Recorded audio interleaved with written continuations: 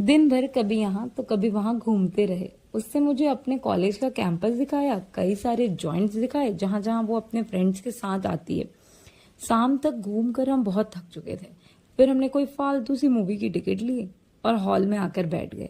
Ticket मैंने बहुत दिनों बाद लिया था, लेकिन मानसी वाली आदत नहीं छूटी थी, साइड कॉर्नर वाली आदत। मूवी के दौरान भी हमारी बातें होती रहीं। हालांकि वो पहली बार मेरे इतने क्लोज थी, लेकिन मेरी हिम्मत नहीं हुई कि मैं उसका हाथ भी पकड़ पाऊं। थोड़ी देर बाद जब हमारी बातें खत्म हो गई तो उसने पता नहीं कब अपना सर मेरे कंधे पर रख दिया और मेरा हाथ पकड़ लिया। मुझे बहुत दिनों बाद मानसी की याद आई। मूवी खत्म हुई, उसके बाद मुझे सीधे एयरपोर्ट निकलना था। वो भी साथ आई। फ्लाइट के टाइम से पहले वो एकदम चुप हो गई, कुछ बोल ही नहीं रही थी।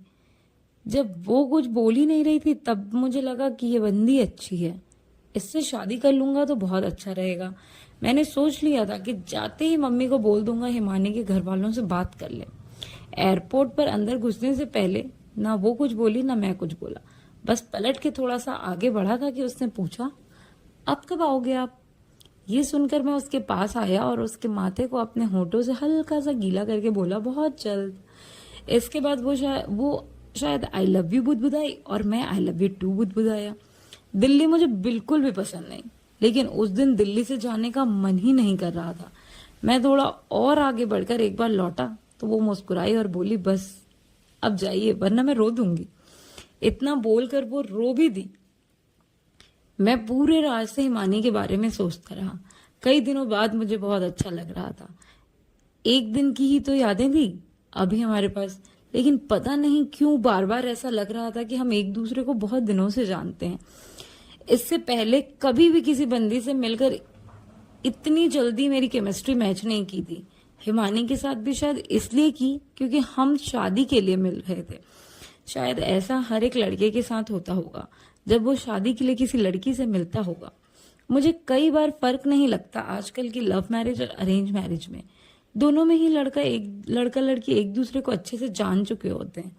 अब पहले वाला हिसाब किताब तो है नहीं कि लड़के लड़कियां सीधे शादी में एक दूसरे को पहली बार मिल रहे होते हैं। अरेंज मैरिज में भी लड़के से ज्यादा लड़की की बहन, उसके जीजा जी वगैरह इंटरव्यू ले चुके होते हैं लड़की का।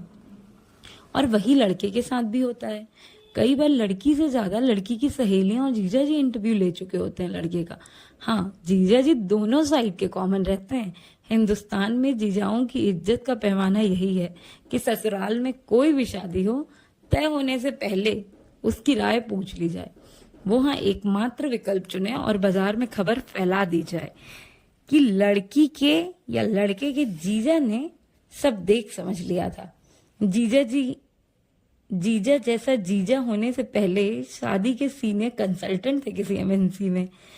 आजकल की किसी भी शादी में जयमाला के टाइम पर जितनी आसानी से लड़के लड़कियां एक दूसरे से इशारों में बात कर लेते हैं, उसको देख के ये जानना करीब करीब असंभव है कि शादी लव है या अरेंज। मुझे भी ऐसा ही लग रहा था कि अगर मैं घर जाके बोल दूं कि मुझे हिमानी से शादी करनी है तो ये मेरी लव मैरिज हुई या अरेंज। मैंने घर जाते ही मम्मी को बोल दिया कि मुझे ये लड़की पसंद है, बाकी आप देख लो। मम्मी ने एकदम से खुश होकर पापा को बताया। बहन और उसकी सहेलियों की अपनी प्लानिंग शुरू हो गई थी। पापा ने हिमानी के पापा से बात की। हिमानी और मैं एक बार घर वालों के सामने मिले, ऐसा जैसे पहली बार मिल रहे हैं। वो चाय लाते हुए वैसे ही घबराई हुई थी जैसे सालों से हिंदुस्तान की लड़कियां घबरा रही हैं। उसने वैसे ही सारा सामान खुद बनाया हुआ था जैसे अमूमन सारी लड़कियां बना लेती हैं।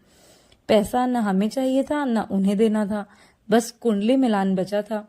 कुंडली मिलाना हुआ, सब नॉर्मल निकला। दोनों ने चैन की सांस ली। कुंडली ने जितना घर आज तक बसाए हैं उससे ज्यादा बसने नहीं दिए होंगे। शादी की डेट फिक्स हो गई, वहीं ऑन द स्पॉट रोका हो गया, अंगूठी पहना दी, सब परफेक्ट निपट रहा था। मुझे लव मैरिज वाली फीलिंग आ रही थी और हम दोनों के घर वालों को अरेंज मैरिज वाली। इन सबके बीच में मुझे मानसी की याद कभी नहीं आई, जबकि एक टाइम ऐसा लगता था कि कैसे किसी और से शादी कर पाऊंगा। इस बीच हिमानी और मेरे रोज ही घंटों बात होती थी। मैंने शादी से 1 महीने पहले ही दिल्ली ट्रांसफर ले लिया, जबकि दिल्ली मुझे बिल्कुल भी पसंद नहीं था, लेकिन अब दिल्ली आने की वजह बदल चुकी थी।